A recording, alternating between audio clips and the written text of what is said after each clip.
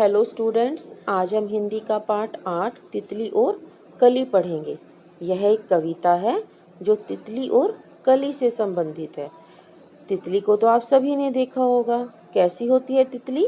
रंग बिरंगी। और कली क्या होती है? एक अनखिला फूल। फूल बनने से पहले वो क्या होता है? एक कली।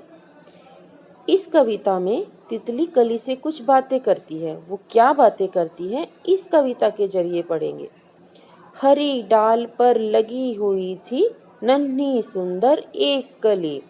तितली उससे आकर बोली, तुम लगती हो बड़ी भली। डाल मतलब शाखा, टहनी। नन्ही मतलब छोटी। भली मतलब प्यारी, अच्छी।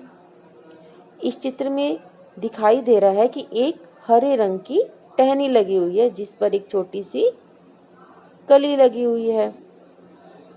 तो एक हरी डाल पर, हरी शाखा पर एक सुंदर सी छोटी सी कली लगी हुई थी। तो तितली उससे आकर कहती है कि तुम बहुत ही प्यारी लगती हो, बहुत ही अच्छी लगती हो। अब जागो तुम आंखें खोलो और हमारे संग खेलो।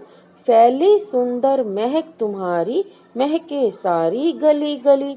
संग मतलब साथ, महक मतलब खुशबू।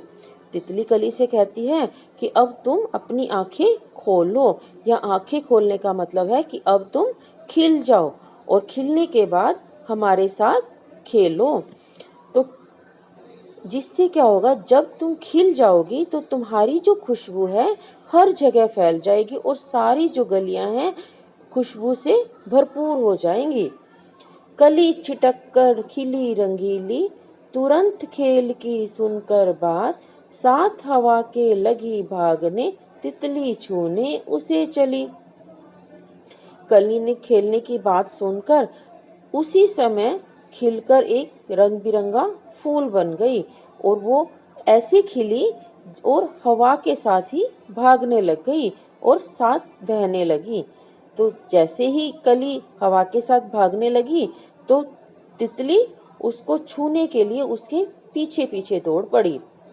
इस कविता में कुछ कठिन शब्द रेखांकित किए गए हैं, जैसे डाल, नन्ही, भली, संग, सुंदर, महक, छिटक कर, रंगीली, तुरंत, छूने।